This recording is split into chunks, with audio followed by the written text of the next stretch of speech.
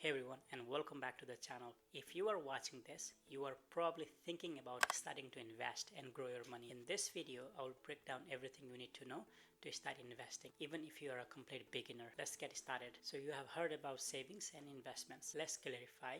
Saving and investing are not the same thing. Saving means putting money aside in a secure place, like a high interest saving account where it earns minimal interest, meaning your money doesn't grow much, but it stays safe. Investing involves putting your money into assets like, let's say, stocks, bonds, ETF, with the goal of growing it over time. But investing comes with a risk. Your money can go up and down. Think of it this way. Saving is like building a foundation, and investing is like building a house on that foundation. With saving, your money is safe and liquid. There's low interest rates, but it is good for short-term goals. With investments, there is a potential for higher return with a higher risk, and it is good for long-term goals. Now let's move on to why should you invest. The biggest reason is that investing helps you grow money faster than just saving. The stock market, for example, has historically provided an average annual return of about 7 to 10%, but over the long term. That means your money works for you. So let's take an example. Let's say you saved 10,000 in a savings account with an interest of 2%. In 20 years, you will have about 14,860. But if you invest the same 10,000 and earn 8% on average, in 20 years, it could grow to 46,610. Of course, investing isn't risk-free. The longer you stay invested, the more money it grows. Now let's talk about investment accounts in Canada. Before you start investing, you need an account. You can open this account anywhere you want. There are two types of accounts where you can invest. One is a registered account and one is non-registered account. In this video, I will mainly focus on registered accounts, and here are top 4 registered accounts in Canada. I will not explain these accounts in detail, as I have also made a video about explaining these accounts. Click the link here to watch. The first is TFSA, tax-free savings account. In this account, your investment grows tax-free and you don't pay taxes when you withdraw. This is really good for flexibility. The second is RRSP, Registered Retirement Savings Plan. The contributions are tax deductible, but the withdrawal in retirement are taxed. This account is best for long-term retirement plan. Third is FHSA, First Home Savings Account. This account is designed to help first-time homebuyers save for a down payment tax-free. I've also made a video about FHSA. Click here to watch. Fourth is RESP, Registered Education Savings Plan. This account is for saving funds for your child's education. Investment grows tax-free, but when they withdraw, there's a little bit of tax. We also have non-registered accounts. So these accounts work a little bit differently from registered account, as there's a taxes involved and you pay taxes depending on how you use it. Each account has different benefits, so choosing the right one depends on your goals. Now let's jump into types of investments. So first thing is stocks. To make it simple, imagine a company is a apple pie. Stocks or shares are like tiny pieces of that apple pie. When you buy a stock, you are basically buying a small piece of ownership in that company. Let's say if you buy 1 share of Apple, basically you are buying a small piece of ownership into Apple. Now, why do companies sell these slices? Well, they need money to grow. They might want to open a new store, develop new product, or hire more people, invest in research and development. Selling stocks is a way to raise that money from the public. Now, the value of those slices, your stocks, can go up or down. If the company does well, if their profit increases, or if people are excited about their products, the value of your stocks goes up and you can sell it for more than you paid. So for example, if you bought a share of Apple for 240 and something comes up and the price goes to 260, if you now sell it, you will make $20 per share. And with stocks, that's how you make money. You buy low, you sell high. Now let's say if the company struggles, or if their products flop, or if the economy takes a downturn, the value of your stock can go down. You could end up selling it for less than you paid. So again, coming back to the Apple example, when you paid for 240, now something comes up in the news and the price goes down to 200, and if you panic and if you sell, you lost $40 per share. Remember, investing in stocks requires research and understanding. So start small, diversify your investment, and never invest more than you can afford to lose. Now let's understand what is ETF. Think of ETF like this. Instead of buying individual stocks, an ETF is like buying a whole basket of them. This basket tracks something specific. Let's say like a market index, for example S&P 500, NASDAQ, or a sector, for example a energy or technology or even a commodity. So you get instant diversification. That means less risk than picking single stocks like an Apple in our case. ETFs trade just like stocks on the stock exchange. You can buy and sell them throughout the day, just how you do the stocks. And often they have lower fees than mutual funds, which I will explain in a minute. ETFs are a great way to build a balanced portfolio without all the hassle. Do your research and consider if ETFs are right for you. Now let's look at bond. Basically, you are lending money to someone like a government or a company. So how it works is the company comes to you and say, hey, lend us some cash and we will pay you back with interest. That's a bond. When you buy a bond, you are basically the lender. It tells you how much you lent, when you will get it back, that's the maturity date, and how much interest you will earn.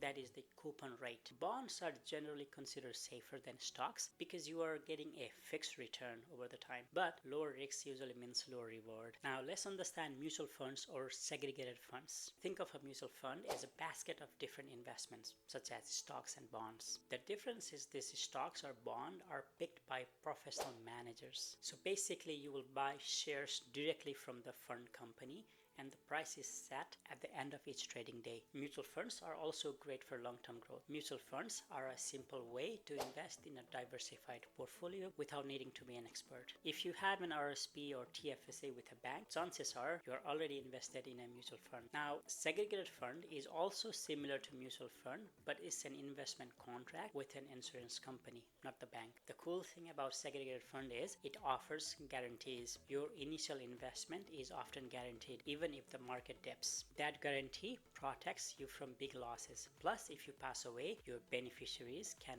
often get the money faster and bypass probate, which is a legal process that can take some time with mutual funds. So, segregated funds offer protection and potential estate planning benefits. But remember, they usually come with higher fees than regular mutual funds. Let's talk about GICs, Guaranteed Investment Certificates, or Guaranteed Interest Annuity, GIA. Think of GIC like a savings account with a lock. You give your bank or credit union a set amount of money and they promise to hold it for a specific time. Let's say like a year or 2 years, 5 years. During that time, you cannot touch your money, but in return, you will get a guaranteed interest rate. This means you know exactly how much your money will grow over the time. So if you are looking for a low risk ways to save and know exactly how much you will earn, a GIC might be perfect fit for you. Now let's understand GIA, Guaranteed Interest Annuity. It works similar to GICs, but it is a life insurance contract that provides a buyer with a fixed interest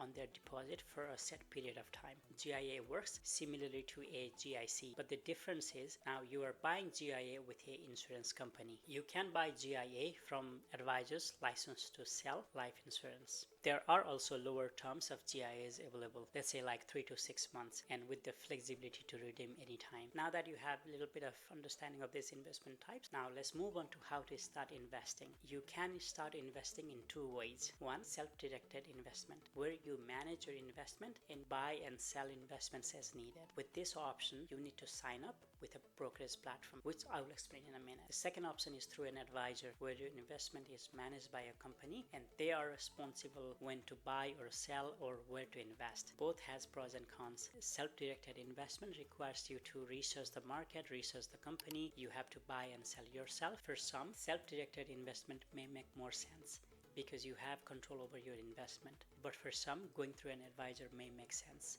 because then you don't have to worry about researching. Everything is taken care of by somebody else. However, you choose what is best for you. The first thing is educate yourself. Learn about different investment options and strategies. Figure out what is best for you. Second is set clear financial goals and create an investment plan to achieve them. For example, are you saving for a retirement? Are you saving for a home? Or you just want to grow your money? How much money can you aside for investing each month? How long do you have investment timeline? What is your risk tolerance tolerance. There are so many things that comes in hand. Once you have a plan, pick an account. Depending on your goal, pick from registered accounts or non-registered account. The choice is yours. Then choose an investment platform. If you decided to invest your own, let's say self-directed investment, open an account with the brokerage platform. And just an example, you could use Wealthsimple or Questrade. They are easy to use, and also they don't charge you fees to trade. Or you could go with big banks, let's say TD, RBC or Scotia. But one thing you need to know is some are free for trades and some charges fee for each trades. Now after you sign up within brokerage, select your investment, such as do you want to buy individual stocks or you want to buy an ETF. The process is same for stocks or ETF. Basically you research a stock or an ETF, and if you have all your answers and if you think this is a good fit for you, and you just put in a trade. Now that you're ready to buy and sell stocks, now let's understand what are the common types of trading options available in the market. So there are two most common types of trading options when purchasing or selling stocks or ETF. One is market orders and another one is limit orders. Market orders are the most common type of orders. So when you place a market order, you are basically telling your broker to sell or buy a stock at the best available price at the moment that sale happens or purchase happens. This means that you may not get the exact price you want, especially if the stock is much volatile. So coming back to our Apple example, let's say if you wanted to buy a Apple for $240, if you put a market order, but let's say if the price goes to $241, then you need to buy at $241. So same thing with selling. If you set at $240, by the time the actual sale happens, if the price goes down to $238, you will pay $238. When you place a limit order, you are telling your broker to buy or sell